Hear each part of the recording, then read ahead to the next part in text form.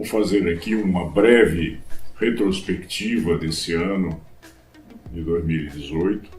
Um ano muito denso, com muitas coisas acontecendo, começando com a Copa do Mundo e depois passando pelo processo eleitoral da disputa, e vale recordar um pouco sobre isso.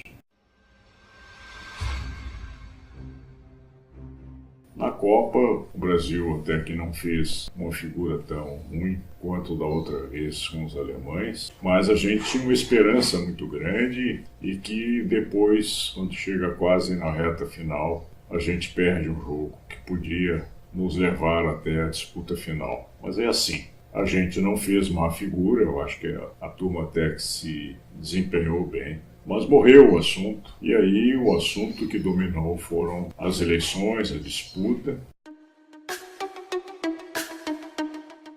Durante uma boa parte, é bom recordar, tudo girou em torno do nome do Lula, o preferido nas pesquisas, com 35% a 40% intenções de voto. Bolsonaro chegava em segundo, com 15% a 20%, e depois vinha o Ciro e os outros na faixa de 10 para baixo. E não descolava o preferido do mercado, que era o Alckmin, do PSDB, e todos se recordam que o homem não passava de 4%, 5%.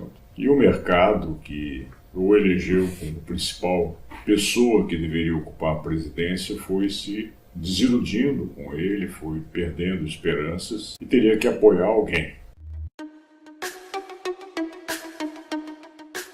E esse mercado não queria nem o Lula nem o Ciro Gomes. E temia o Bolsonaro porque imaginavam que o Bolsonaro poderia ser uma pessoa que seguisse os seus passos e não fosse uma pessoa dócil ao mercado. Está acostumado com isso, e se você tratar bem o mercado, fica tranquilo que você governa, não cai. Mas se houver qualquer rixa mais acentuada com o mercado, a mídia toda cai matando, as coisas não vão para frente e tudo desanda, como a gente está acostumado a ver aqui no Brasil.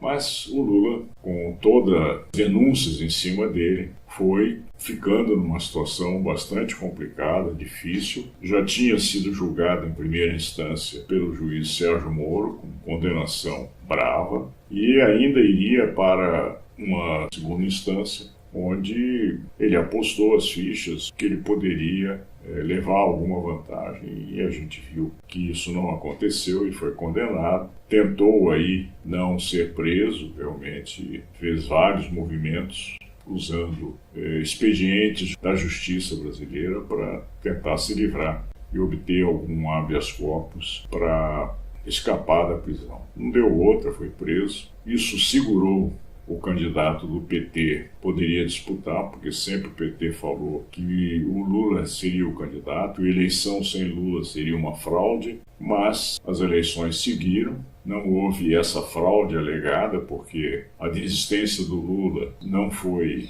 continuada, então o PT não teria um candidato, o que configuraria uma fraude para o PT, para os seguidores do Lula, para aqueles, inclusive, que não são do PT, nem admiram o PT, mas são lulistas, veem no ex-metalúrgico, no ex-presidente, uma esperança. Então, essas coisas foram se sucedendo. Não houve movimento de massas desde a primeira condenação, passando pela segunda, e inclusive na fase de ameaça de prisão. E o fato é que Lula foi preso e afastado, portanto, da disputa presidencial, e ainda ele liderava, apesar de todas as críticas que existiam sobre questão de corrupção em cima dele, ele ainda liderava com certa folga sobre o segundo colocado, que era o Bolsonaro.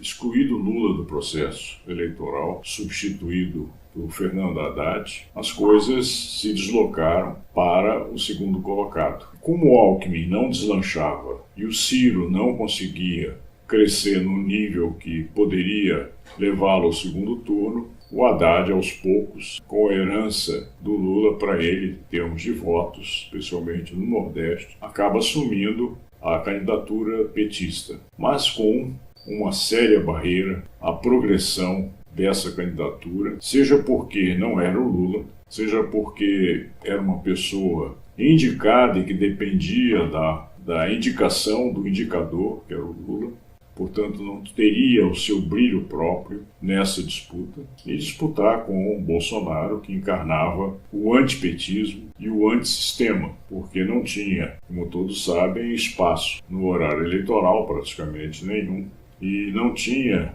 inserção na mídia, que o desconfiava, e ao mesmo tempo vinha desenvolvendo há alguns anos toda uma estratégia voltada às formas de atuar nas redes sociais, com milhões de seguidores. E foi isso que realmente acabou prevalecendo no processo eleitoral, com a vitória dele no primeiro turno e depois no segundo turno.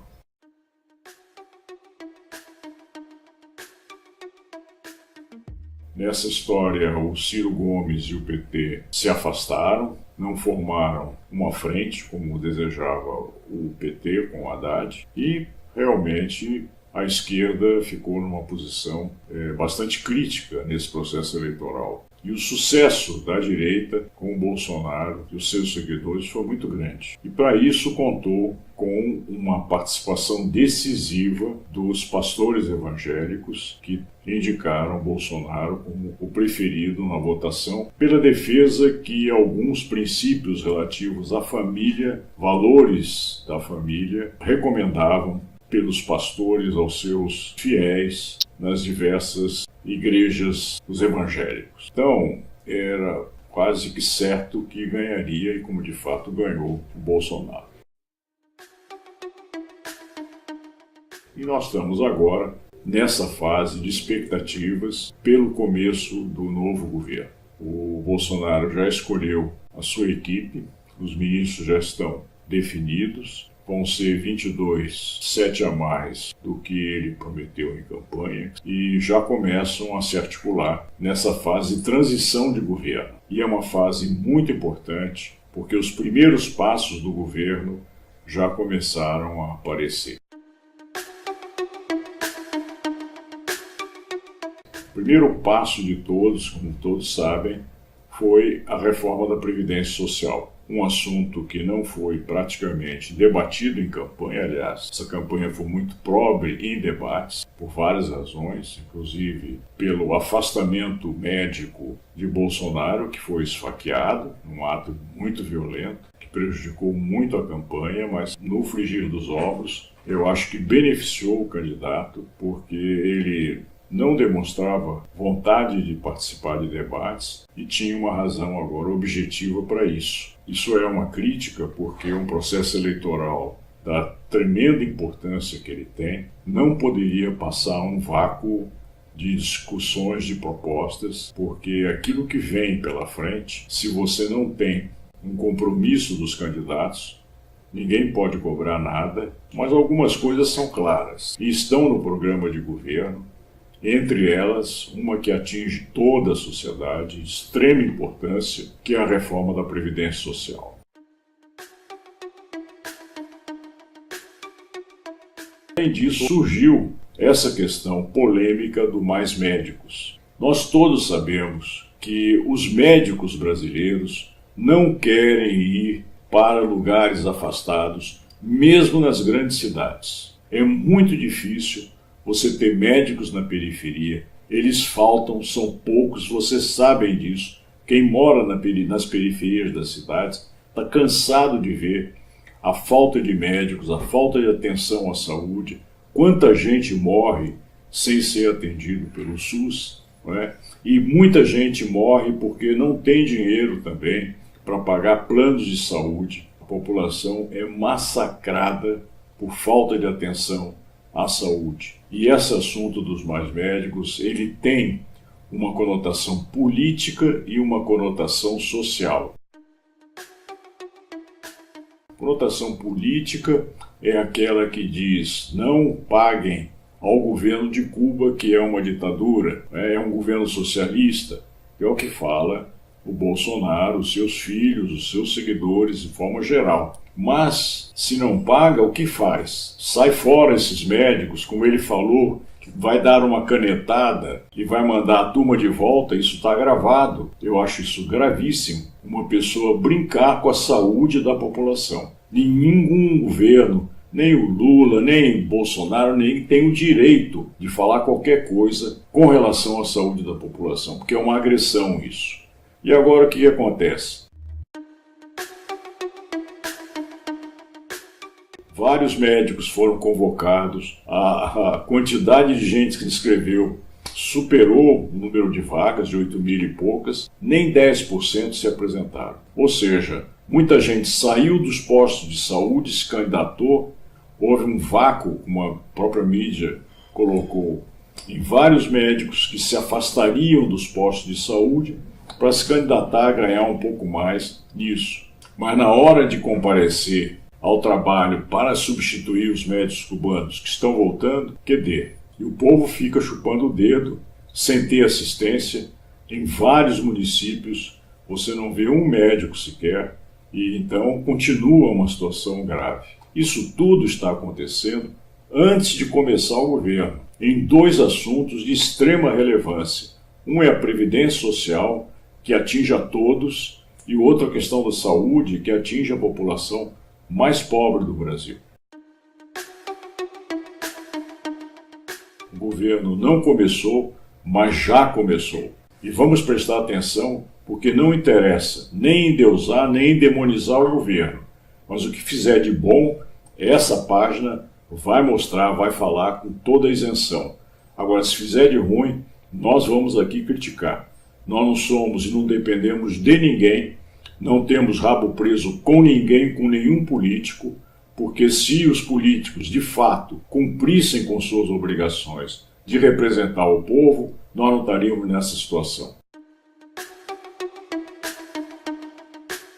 Estaremos sempre apresentando propostas para que o país avance, para que as pessoas tenham uma vida melhor, porque o Brasil tem um potencial extraordinário, poderíamos estar muito à frente e não estamos, porque tem muita gente se aproveitando da boa-fé da população. Vamos botar um basta nisso, vamos ser bastante vigilantes sobre o governo e sobre as autoridades de forma geral no Brasil, que é a única forma da gente se defender. Obrigado.